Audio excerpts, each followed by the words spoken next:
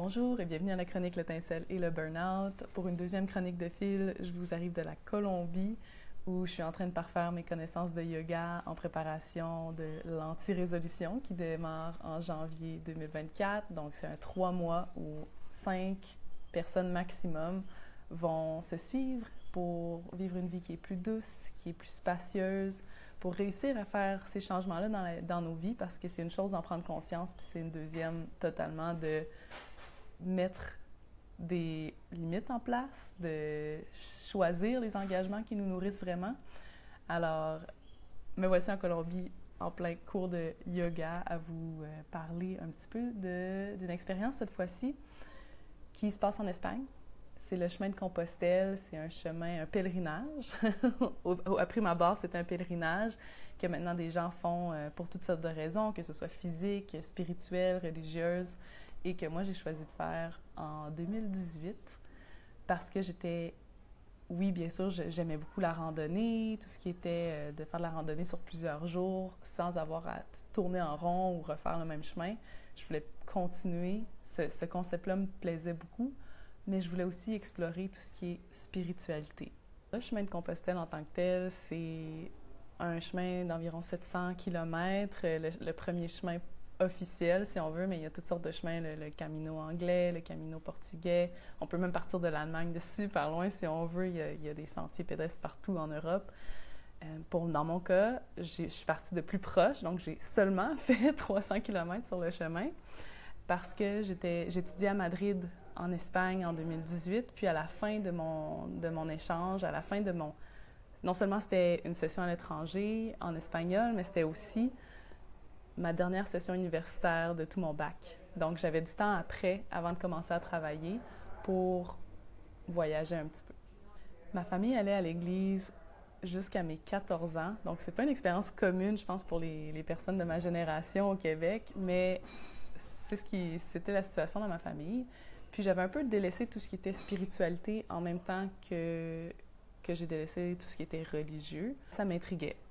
Malgré mon esprit très rationnel, mon léger dédain pour tout ce qui était ésotérique, mon cerveau très analytique, je me sentais interpellée à aller voir qu'est-ce que ça pouvait être une spiritualité en dehors d'un contexte religieux.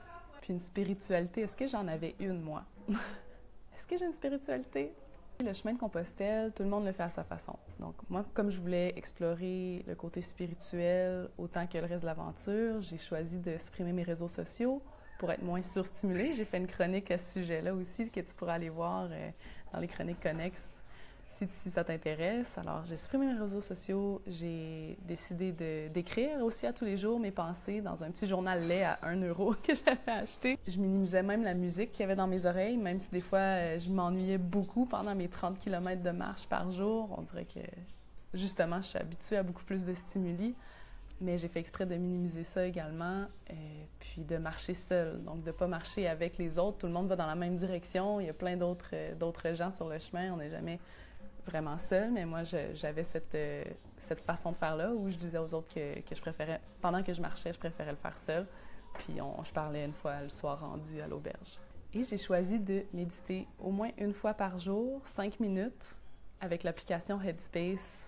La partie gratuite, le premier cours de base. J'ai choisi de commencer jour 1, jour 2, jour 3, de le faire dans l'ordre, puis de ne pas m'en mettre trop non plus, donc de commencer avec 5 minutes par jour. Donc c'était ma première fois que je méditais. Puis en fait, c'est le yoga qui m'avait introduit au concept, qui m'avait rendue curieuse à la méditation. Puis là, je me disais que c'était le parfait moment pour commencer à essayer ça. Un pas à la fois, j'ai découvert une sagesse en moi que j'avais jamais rencontrée auparavant, puis que j'avais oublié depuis l'enfance. Je prétends pas être spéciale, au contraire. Je pense que nous avons tous une partie plus profonde de nous qui ressort quand l'ego, quand l'esprit, le mental, tout se calme et cède tranquillement la place à l'étincelle. Quand le stimuli de la vie diminue, qu'on laisse place à l'essentiel, c'est là que cette partie-là plus profonde de notre psyché peut faire surface. J'ai commencé mon chemin à 200 km de la fin, dans le fond, puis une fois arrivée à Compostelle, donc après 200 km de marche, je me disais que j'avais pas fini. Parce que même si j'ai eu la chance de voir l'énorme encensoir de la cathédrale de Compostelle se balancer dans la cathédrale, par-dessus ma tête, je savais que j'avais pas terminé mon chemin. Donc, j'ai repris mon sac, remis mes bottes, puis je suis repartie pour un autre 100 km pour arriver jusqu'à Finisterra, qui est sur le bord de l'Atlantique et qui a un phare. Donc, je viens de Pointe-au-Père, c'est là que j'ai grandi. Alors, on s'imagine bien que là, j'ai trouvé que c'était la fin de mon chemin, que je pouvais mieux clore sur cette note-là. Puis, il y a quelque chose qui a changé en moi pendant ce chemin. C'était loin d'être l'illumination, c'était vraiment subtil, mais une fois qu'on découvre cette partie-là de nous, on ne retourne pas en arrière. On peut staller longtemps, comme je l'ai fait d'ailleurs pendant quelques années où j'ai poursuivi avec la méditation et tout, mais j'ai laissé un peu la spiritualité de côté. Mais comme je te dis, on peut staller, mais on ne peut pas retourner en arrière. Donc en 2018, il y a quelque chose qui a germé. Le tourbillon des années qui ont suivi ont mis plusieurs de mes points faibles en évidence. La valorisation par la performance, le besoin de plaire aux autres, le déficit d'amour-propre, il y a une chronique sur ce sujet-là aussi, la dépendance au travail, la dépendance à l'écran. Mais comme on ne retourne pas en arrière, je savais qu'il y avait quelque chose en moi, qu'il y avait quelque chose de plus dans la vie. Je savais qu'il y avait quelque chose de plus que la survie. Je savais qu'il y avait quelque chose de plus que l'ego, le physique puis le mental. C'est difficile à décrire, mais j'avais cette certitude-là parce que je l'avais brièvement croisée sur le chemin de Compostelle. C'est une partie de nous qui est calme, qui est douce, qui sait où elle s'en va et qui comprend que tout est parfait. La douceur, c'est pas un luxe, c'est un besoin.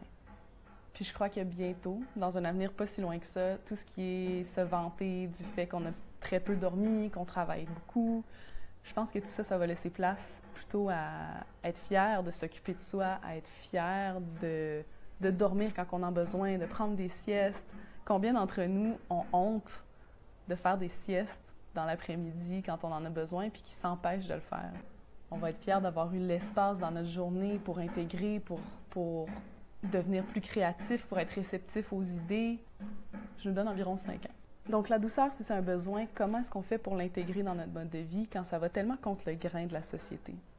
Puis aussi quand on n'a pas le temps d'en faire plus. Mais justement, intégrer de la douceur, c'est dans les choses que tu arrêtes de faire. Bien que ce ne soit pas facile au départ, on pense qu'on est obligé de tout faire, mais la réalité, c'est qu'il n'y a personne qui te tord le bras, il n'y a personne qui peut t'obliger à faire quoi que ce soit. Tu peux avoir des responsabilités, oui, et des engagements que tu veux respecter, mais au final, c'est toi qui décides qu'est-ce que tu choisis de faire. Puis comme je te dis, je sais que c'est très difficile, surtout au début, donc avec mon aide, tu vas pouvoir créer de l'espace, créer de la douceur, parce que c'est quelque chose que moi, j'ai réussi à faire, quelque chose que je cherche à normaliser pour qu'on puisse atteindre cette petite voie-là. Donc, que tu sois là pour un intérêt spirituel ou non. Donc, avec mon aide, avec l'aide du groupe aussi de l'anti-résolution, tu pourras facilement normaliser ce désir-là de douceur, ce besoin-là de douceur et prendre les démarches qu'il faut pour le début qui est plus difficile, mais une fois que c'est fait, c'est tellement plus simple. Une fois que ta vie est comme ça, by design, la douceur s'installe, tu peux être plus réceptif à la petite voix à l'intérieur qui te guide, qui sait où s'en aller, qui est douce, qui est créative, puis qui crée la vie dont tu as toujours rêvé, au lieu de créer une vie d'obligation puis de liste de choses à faire interminable.